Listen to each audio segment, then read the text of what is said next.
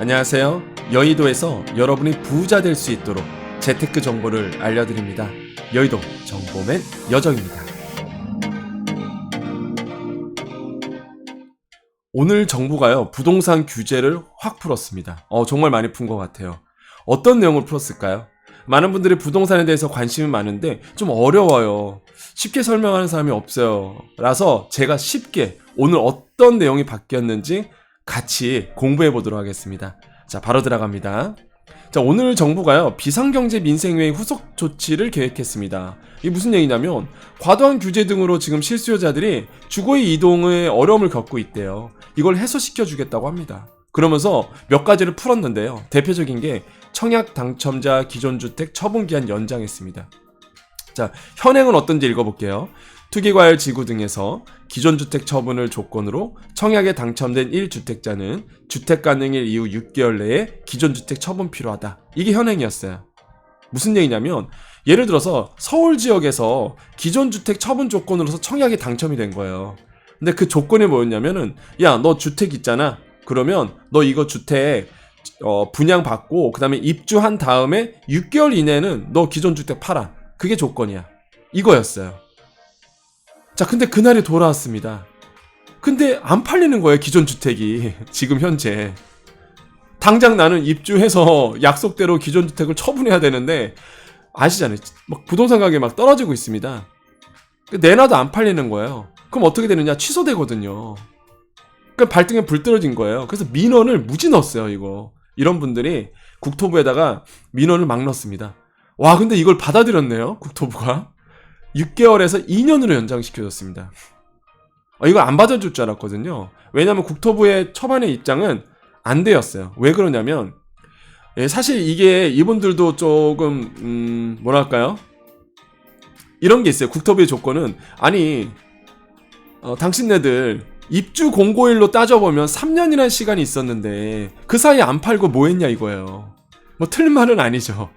그러니까 이런 분들은요, 입주 공고일이 나오잖아요. 그러면은 입주 공고부터 지금까지 보면 3년이라는 시간이 있었거든요. 그때까지 안 파신 거예요, 기존 주택을. 처분을 안 하신 거죠. 그러니까 국토부의 내용은 그거였어요. 아니 3년 동안 뭐 했냐 이거예요. 그래 놓고서 왜 이제 와서 이거 집 안 팔린다고 민었느냐 이거죠. 그래서 안 해준다고 그랬어요, 초반에는. 근데 이걸 받아줬네요. 2년으로 연장시켜줬습니다. 국토부의 얘기는 틀린 말이 아니거든요, 사실. 제가 봤을 때도. 근데 이제 당장 이런 분들은 급하니까, 그러니까 이런 분들 입장에선 재산 가치가 떨어질 수밖에 없는 거죠. 근데 이거를 받아줬습니다. 그러니까 평가는 여러분께서 해주세요. 그러니까 돈 있는 사람은 이렇게 되면 버티기 들어갑니다. 2년 연장하면 2년까지 안 팔겠죠. 왜? 지금은 주택 가격이 폭락한다 그러니 2년까지 여유가 있으신 분들이 이제 버티기 들어갈 거예요, 분명히. 지금 그러면 지금이 아파트 가격이 떨어진 이유가 뭐죠? 이런 분들이 좀 많았거든요. 이런 분들이 당장 내가 취소당할 것 같으니 당장 이제 새 집으로 가야 되잖아요. 그 급매로 던지는 거예요. 여러분 그 시세물 보면은 막 급매물 나온 거 있죠. 이런 분들이 좀 많거든요. 이 급매로 내놓는 거예요. 당장 급하니까. 그러면 이제는 그렇게 급매물이 이제 다 줄어들겠죠. 그러니까 정부의 의지는 그런 것 같아요. 생각은 경착륙을 막겠다. 경착륙이 뭐예요? 급격하게 떨어지는 거를 막겠다는 거죠. 사실 그건 맞습니다. 경착륙이 되면은 부동산 시장이 다 망가져요.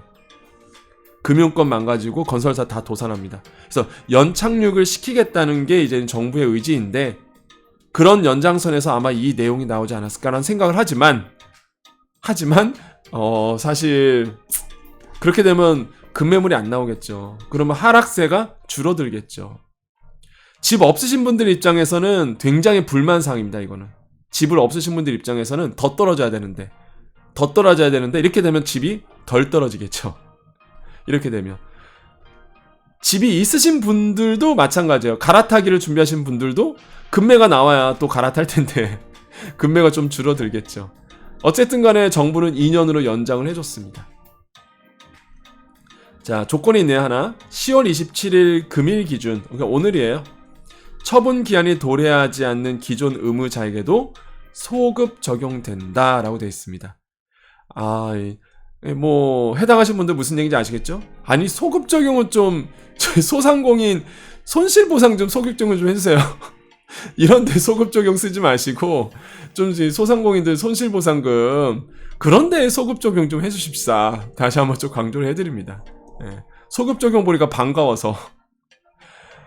자, 아무튼 두 번째 가보겠습니다. 중도금 대출 보증 확대. 요건 좀 잘한 거죠. 무슨 얘기냐면 주택도시보증공사, 주택금융공사 중도금 대출 보증은 분양가 9억 원 이하 주택에만 적용이 됐었는데 이걸 12억 원까지 늘려준다고 합니다. 무슨 얘기냐면 중도금 대출 보증이 안 나와갖고요. 이제 중도금을 못 내시는 분도 있겠죠. 이거를 12억 원 이하까지 조금 늘려준다 그러면 아무래도 이제는 중도금 내시는 분들은 좀 여유가 생기겠죠. 왜냐면 보증을 해주면 대출이 나올 거 아닙니까? 그래서 사실 지방에 계신 분들은 전혀 와닿지 않는 내용이에요. 지방에 계신 분들은 전혀 와닿지 않죠, 사실. 근데 서울에 수도권도 별로 와닿지 않은데 서울 사시는 분들은 이거 와닿죠. 굉장히 큰 도움이 되죠. 왜 중도금 12억 원까지 확대되면은 아무래도 좀 숨통이 트이겠죠. 대출받아서 중도금을 대출받을 수 있으니까 조속 개정하겠다 이렇게 보면 되겠고요. 세 번째로는 규제지역 추가 해제 검토네요. 이건 무슨 얘기냐면 투기과열지구가 지금 39곳이고 조정대상 지역이 이제 60곳 이렇게 되어 있습니다. 현재 그렇게 되어 있는데 과거에 좀 많이 줄어들었죠. 원래는 101곳이었다가 이거를 좀 줄였죠. 해제했었죠. 그래서 이제 조정대상 지역이 이제는 60곳이 됐고 현행은 투기과열지구가 39곳인데 이게 무슨 얘기냐면 규제, 여러분 이렇게 보셔야 돼요. 아파트, 그러니까 부동산에서 규제다 그러면은 이 조정대상 지역과 투기과열지구를 얘기합니다. 규제지역이다 그러면은 두 가지만 생각하시면 돼요. 조정대상 지역과 투기과열지구. 투기지역은 여기 들어가니까. 이게 규제지역인데 왜 규제지역이 중요하냐면 대출이 다 묶여요. 규제지역에 들어간다 그러면 일단 대출이 다 묶이게 됩니다. LTV, DTI 다 묶이거든요. 그러다 보니까 엄청난 규제가 돼요. 여기서 풀어지면 어떻게 될까요? 여기서 풀어지면 규제가 다 없어지는 거와 똑같은 현상이 일어납니다. 그러니까 지방부동산들이 다 풀어달라고 해서 9월 달에 많이 풀어줬었죠. 지방부동산 중에서 딱 한 곳이 안 풀어졌죠. 어디였죠? 조정대상지역 세종시였죠. 세종. 그래서 세종시가 불만이 되게 많습니다. 지금도 묶여있거든요. 조정대상지역으로. 원래는 세종도 투기과열지구에다가 풀어줬었죠. 조정대상지역만 남겨놨었습니다. 지금 현재는 세종 쪽은 조정대상지역이에요. 근데 이거를요 이제는 추가 해제 검토하겠다 얘기하고 있습니다. 언제? 11월 중 주거정책심의위원회 이게 열리면서 풀어주거든요. 전문가들이 모여서 이걸 조정을 합니다. 규제를 풀어줄지 말지를. 근데 11월 중에 한번 열린대요.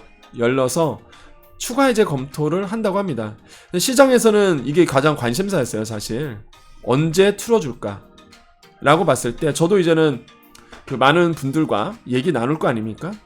방송에서도 얘기하고 전문가 분들하고 얘기하고 그래서 얘기 나눠보면은 과연 서울 수도권에서 풀어줄 수 있을까? 라고 이제는 생각을 했을 때 일단 제가 봤을 때는 규제지역 추가 해제 검토라고 나왔기 때문에 세종시는 아마 11월 달에 풀어주지 않을까라는 생각을 해봐요. 아직은 사실 지금 그 청약에 대한 열기가 좀 남아 있습니다. 세종이 확실히. 근데 만약에 해제가 된다 그러면 세종시가 해제되지 않을까 생각을 해보는데 어쨌든 간에 지금 서울 수도권에서 과연 규제 해제가 될까라고 봤을 때 만약에 된다 그러면 뭐 이게 부동산 투자를 하시는 분들 입장에서는 좋은 기회가 될 수 있겠죠. 왜냐하면 갈아타기도 용이하고 새로 신규 하기도 좋고 왜냐하면 취득세 중과가 지금 장난 아니거든요. 취득세 중과가 그럼 8% 아닙니까 지금 다주택자 같은 경우에는 3% 원래는 3%거든요. 1에서 3%인데 이게 다주택자는 8% 되거든요. 2주택자부터 추가 구매하면 그러면 이게 만약에 해제가 좀 취득세도 완화가 된다 그러면 좋겠죠. 사실 뭐 투자하신 분들 입장에서는. 그래서 요게 조금 규제 완화 검토를 한다고 해요. 과연 어떻게 나올지는 요거는 좀 지켜보셔야 될 것 같아요. 요건 좀 지켜보셔야 되겠다 라고 보시면 되겠고 자 일단은 또 네 번째 가보겠습니다. 금융규제 정상화 방안 이렇게 나오는데 자 무주택자 LTV 50%로 완화한다고 합니다. LTV가 뭐죠? 그렇죠. 부동산 가치 대비 얼마나 대출을 받을 수 있는지, 집값 대비 얼마나 대출이 나오는지, 이게 LTV죠. DTI는 뭐예요? 내 소득 대비 이자 갚는 거, 원리금이 어느 정도인지, 그죠? 부채가 어느 정도인지. 근데 DSR, 총부채 원리금 상환 비율이라고 얘기하죠. 내 소득 대비 총부채 원리금이요. 이거는 뭐 나의 부채부터 해서 원리금 다, 모든 대출의 원리금을 다 포함합니다. 그래서 엄청난 규제죠. DSR. 지금이 40%로 묶여있단 말이죠. 아무튼간에 지금 LTV도 40%로, 규제지역은 40% 묶여있는데 이거를 풀어주겠다고 얘기를 합니다. 자, 현행 볼까요? 자, 집값 대비 담보대출을 어느 정도 받을 수 있는지, 이 규제요, LTV 규제는 보유주택, 규제지역, 주택가별별 차등 적용이 되고 있습니다. 자, 무주택자나 1주택자는 처분 조건부예요. 자, 이런 분들은 비규제지역에서 70%, 규제지역에서, 규제지역 어디라고 했어요? 그쵸? 우리 공부한다는 의미로 본다 그러면 조정대상 지역과 투기과열지구죠. 규제지역에서는 20에서 50%로 묶여 있거든요. 서울 지역은 이젠 다 40%죠. 묶여 있단 말이야. 다주택자, 비규제 지역은 60%, 규제 지역은 제로입니다. 안 나와요, 대출이. 다주택자 같은 경우는. 그런데 개선은 규제 지역 내 무주택자, 1주택자에 대해 LTV를 주택가격과 무관하게 50%로 단일화한다. 다주택자는 현행 유지한다. 이렇게 돼 있는데, 그러니까 좀 정말로 말 그대로 풀어주는 거죠. 확실히 풀어주는 건 맞습니다. 그런데 DSR을 그대로 그러니까 DSR을 안 건드렸거든요. 총부채 원리금 상환 비율이 그대로 있는 한 사실 뭐 대출 얻기가 좀 어렵죠. 한마디로 소득이 많으신 분들한테는 유리하죠. 왜냐면 소득이 많으신 분들은 DSR 40% 내려가거든요. DTI 때문에, LTV 때문에, 사실 LTV 때문에 못 산 분들이 있어요. 대출이 안 나와서. 집값 대비 40% 묶이다 보니까 DSR은 돼도 LTV가 안 되는 분들이 있었거든요. 소득이 높으신 분들이에요. 이런 분들한테는 유리한 조건입니다. 사실 이게. 그래서 뭐 제가 봤을 때는 그래요. 예. 그래서 서민을 위한 내용은 아닌 것 같은데. 서민을 위한 내용은 아닌 것 같은데, 아무튼 서민을 위한 내용이라고 합니다. 자, 15억 초과 아파트에도 주담대 허용된다. 자, 투기과열지구에 15억 초과 아파트 주담대 금지죠, 현재. 개선은 10억 초과 아파트에도 주담대 허용이 됩니다. LTV 50% 적용됩니다. 이렇게 돼 있는데 서민을 위한 건 아니죠. 아니, 왜냐하면 제가 이게 공문 초반에 과도한 규제 등으로 실수요자나 내 집 마련에 주거의 어려움을 겪는 그렇죠, 실수요자. 그러네요. 뭐 서민 내용은 없네요. 제가 잘못 오해한 건가요? 서민을 위한 내용은 없네요. 그냥 실수요자네, 실수요자. 그렇죠, 실수요자라면 뭐 그럴 수 있겠죠. 15억 15억 초과 아파트. 서민들은 힘든 거죠. 15억 초과 아파트는 사실 뭐 서울 아파트는 15억 넘죠. 많이들 넘습니다. 10억 초과 아파트에 대해서는 주담대가 안 됐었거든요. 이 고가 아파트로 규정이 됐었기 때문에 주담대가 안 됐는데, 이거를 이제는 대출이 나온다고 해요.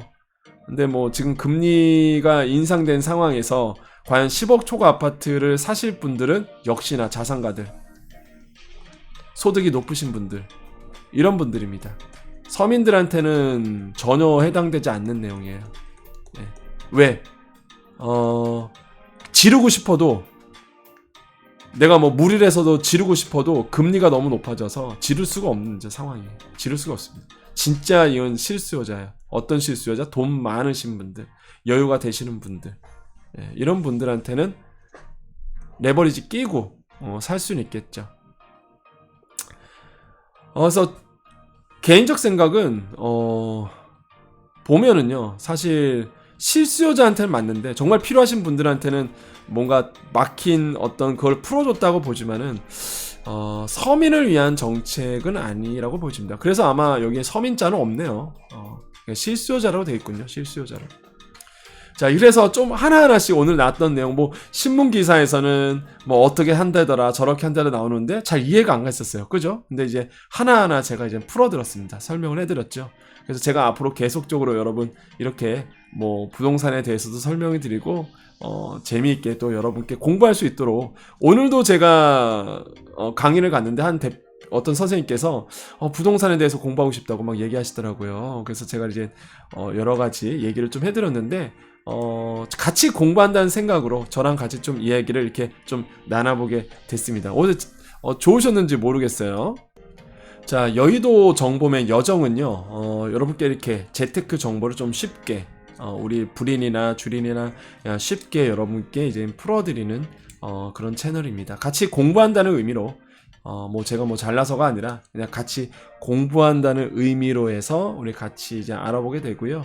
뭐 아시겠지만 뭐 JTBC, 연합뉴스TV, YTN 뉴스에 출연하면서 여러분께 이게 경제 소식을 전해드리고 있는데 그 시간이 너무 적다 보니까 제가 이렇게 또 유튜브 채널을 통해서 여러분께 재테크 정보를 드리고 있습니다. 그래서 여러분께 도움이 됐으면 좋겠고, 그 많은 분들이 이제는 오늘도 마찬가지였죠. 아까 잠깐 얘기해드렸었는데 제가 강의를 가면 그 많은 분들이 물어보세요. 물론 마케팅 강의하러 가거든요. 그러면 제가 이제 아무래도 그 방송에 나오다 보니까 막 부동산 물어보고 주식 물어보세요. 그래서 오늘도 한 여자 대표님께서 저한테 이제는 부동산을 공부하고 싶은데 뭐 어떻게 공부해야 될지 모르겠다라고 막 말씀을 하시더라고요. 그래서 제가 이렇게 재밌는 얘기도 해드리고 부동산에 대해서 풀어드리고 했는데 오늘처럼 이렇게 좀 여러분께 도움될 수 있도록 하나하나 풀어서 앞으로 계속 여러분께 말씀을 드릴 겁니다. 아직 구독하지 않으신 분들 지금 구독 버튼 누르셔서 매일 또 새로운 정보, 여러분께 도움되는 재테크 정보 받아보시면 되겠고요. 아마 우리 여정가족님들은 그러실 거예요. 여정가족은 우리 구독자 모임입니다. 여정님 목소리 안 좋아 보이는데요? 예, 맞습니다. 목소리 안 좋아요. 오늘 하루 종일 또 강의했습니다. 뭐 이번 주는 너무 사실 방송이다 강의가 너무 많아갖고 오늘도 목요일 오전이죠? 경희대 강의 있죠? 뭐 경희대 가요. 회격입니다. 회격 찍어요. 회격 찍고요. 근데 오늘 또 안양시 강의가 있었어요. 오후에 안양시에서 하는 이게 강의가 있어갖고 안양까지 내려갑니다 이제. 그래서 안양시에서 또 강의를 또 했죠. 그럼 어떻게 해요? 집에 가기 전에 뭘 하죠? 또 제 본거지인 여의도로 또 오는 거죠. 또 여의도까지 온 거예요 지금 이렇게. 그래서 여러분과 이렇게 만나고 있는 거죠. 그러니까 하루 종일 목을 써요. 어제도 하루 종일 방송하고 강의하고 목을 쓰다 보니까 목이 좀 갔어요 제가 지금. 예, 많이들 감기 아니냐고 많이 걱정해 주시는데 다행히 뭐 감기나 코로나 이런 거 아닙니다. 그래서 컨디션은 너무 좋은데 목만 쉬어갖고 지금 뭐 말을 너무 하다 보니까 그래서 걱정해 주셔서 너무 감사드리고요. 그 정도로 이제 저랑 친숙한 거죠 우리 여정가족님들은. 예. 그래서 참 감사하다. 참 이 시간은요 우리 여정가족님만 남아있는 겁니다. 우리 또 이렇게 같이 인사하는 자리라서 정보는 다 드렸으니까 우리 여정가족님과 같이 또 얘기하는 자리고요. 그래서 많이들 걱정해 주셔서 감사드리고 그 정도로 이제 여정과 여러분과의 친숙하다는 의미일 것 같아요. 그래서 많은 분들이 또 댓글로써 건강 챙기세요. 그래서 많은 정보 주세요 하셔서 어깨도 무겁고요. 그리고 많은 분들이 아마 제 채널에 구독하신 분들이 소상공인 분들이 많으실 텐데 앞으로 이제 소상공인분도 부자가 돼야죠. 그래서 그런 분들에게 많이 부자 될 수 있도록 우리 소상공인도 부자 될 수 있도록 제가 옆에서 경제 비서로서 도와드릴 겁니다. 근데 어제였어요. 어제 제가 또 요즘에 또 안양과 굉장히 연관이 있나요? 제가 그 연성대 강의를 하고 있거든요. 제가 어제 연성대 강의 저녁 강의가 있었어요. 그래서 어제 그 연성대 안양에 있습니다. 그 안양에 있는 대학교고요. 그 이제 연성대에서 이렇게 내려오는 길에 그 스테이크 집이 하나 있더라고요. 근데 제가 이렇게 집을 이렇게 이렇게 언덕백이에요. 거기가 연성대가 내려오는 길이 그 안양 외고 있고 거긴데 이렇게 내려오는 길에 이렇게 서양 양식을 파시는 분인데 그걸 내가 이렇게 내려온단 말이죠. 밤에 이렇게 내려오는데 쓱 보잖아요. 이렇게 불이 켜져 있어 보는데 여자 대표님이 이제 장사는 다 이제 종료가 됐고 그때 좀 늦은 시간이어갖고 장사는 좀 마감했고 이제 어떻게 하고 계셨냐면 진짜 이렇게 데스크 그 테이블 위에 앉아 계셔갖고 이렇게 하고 계시더라고요. 이렇게 정말 이렇게 하고 계시더라고요. 그러니까 굉장히 괴로워하는 표정이었어요. 이렇게 쓱 지나가는데 그게 느껴지더라고요. 그래서 무슨 생각 그냥 많이 힘드시나 보다 이런 생각이 들더라고요. 이게 무슨 뭐 계산하고 이런 게 아니라 그냥 앉아서 가만히 이렇게 머리를 이렇게 하고 계시는 게 그게 지 현재 그 소상공인의 현재 상황이 아닐까라는 전 생각을 했거든요. 그 여자 대표님을 보면서 이게 현재의 소상공인들의 모습이 아닐까라고 생각했어요. 장사 마감하고 힘들어서 걱정이 돼서 월세 걱정되죠. 재료값 걱정되죠. 대출 받은 거 걱정되죠. 그러니까 이렇게 하고 계시더라고요. 아까 제가 우스갯소리로 말씀드렸지만 소급 적용은 저런데 소급 적용하라는 게 아니라 소상공인들 손실보상금 소급 적용하라고 있는 거 소급 적용이 아닌가요? 네, 소급 적용 좀 빨리 좀 처리 좀 됐으면 좋겠습니다. 제발 좀 플리즈. 계속 얘기할 거예요. 저는 제 아시죠 우리 여정가족님들. 제 장점이 뭐냐면 제 장점은 꾸준함이에요. 꾸준함. 예. 오늘 집에 안 가잖아요. 영상 여러분과 만나기 위해서 목도 안 좋은데 저 지금 NG를 몇 번 냈는지 모르겠습니다. 목소리가 안 나와서. 그런데도 하잖아요. 오늘도 합니다. 하루 빠짐없이도 해요. 저는 제 성격이 꾸준함이거든요. 여정답다라고 제가 말씀드렸죠. 우리 신조 하나 만들었잖아요. 우리 여정가족님들. 여정답다. 이게 뭐예요? 꾸준하게 성실하게. 꾸준하게 성실하게. 누가 뭐라 하든 그냥 묵묵히 꾸준하고 성실하게. 저는 그런 성격이거든요. 뭐 조회수 안 나와도 뭐 누가 뭐라고 해도 그냥 저는 꾸준하고 성실하게 항상 여러분께 좋은 정보 드리고자 여러분이 꼭 알아야 될 정보 드리고자 자극적이지 않아요. 호기심 유발하지도 않습니다. 오버하지도 않아요. 하지만 여러분께 꼭 필요한 정보를 꾸준하고 성실하게 늘 변함없이 여러분 입장에서 드리는 게 여정이고요. 여정답다죠. 그래서 오늘도 여러분을 만나기 위해서 이 목 상태로 여러분과 만나게 됐습니다. 제가 얼마나 자랑한지 몰라요. 제가 강의 갈 때마다 오늘도 안양시 가갖고 강의할 때도 우리 구독자님들 그 댓글 제가 오늘 딱 보여드리면서 한 분 한 분 이런 분들 제가 다 저랑 소통 많이 하는 분들이세요. 이러면서 뭐 이블링님 소개했고요. 그 다음에 또 누구야 또 근데 너무 많은데 갑자기 또 생각나니까 이블링님밖에 생각이 안 나네. 정말 많은데 이슬님도 계시고 아무튼 한 분 한 분 진짜 제가 다 알거든요. 저랑 소통하신 분들 너무 감사하죠 사실. 이게 여정입니다. 그죠? 우리는 여정 가족이잖아요. 늘 여러분 부자 될 수 있도록 제가 이렇게 옆에서 또 챙겨드리고 또 여러분께 알아야 될 정보 있으면 같이 또 얘기하고 또 오늘 어떠셨나요? 힘든 일 있으셨나요?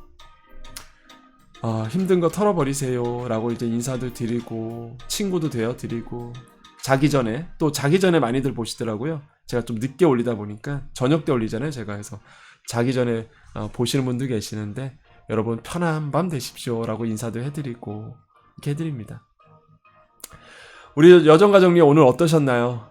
여러분 이렇게 인터넷으로 유튜브로 보지만 여러분 한 분 한 분 소중한 존재고 참 보고 싶기도 하고요. 여러분 늘 그리운 저한테는 존재이기도 합니다. 늘 저에게 힘되시는 힘도 주시고 응원도 해주셔서 참 감사드리고요. 저는 받기만 하진 않습니다. 여러분 제가 받은 인사들, 감사들, 걱정들, 안녕하세요 묻는 질문들 여러분께 그대로 돌려드립니다. 여러분 더 축복 받으십시오. 복 많이 받으십시오. 여러분은 잘 되는 존재입니다. 지금 잠깐 어렵고 흔들려도요. 여러분 결국에는 종국에서는 잘 될 거예요. 결국 잘 될 수밖에 없습니다. 힘내십시오. 늘 여러분 곁에서 제가 여러분의 경제 비서로 여러분의 든든한 지원자로 여러분 곁에 늘 있겠습니다. 그거의 증표가요. 이 목 상태예요. 이 목 상태입니다. 이럼에도 불구하고 여러분 만나기 위해서 달려왔습니다. 여러분 힘내십시오. 자, 오늘도 우리 여전히 인사해야 되겠죠? 인사법 아시죠? 오늘도 우리에게 좋은 일이 일어납니다. 오늘도 우리에게 좋은 일이 일어납니다. 오늘도 우리에게 좋은 일이 일어납니다. 여기까지 여의도 정보맨 여정이었습니다. 감사합니다.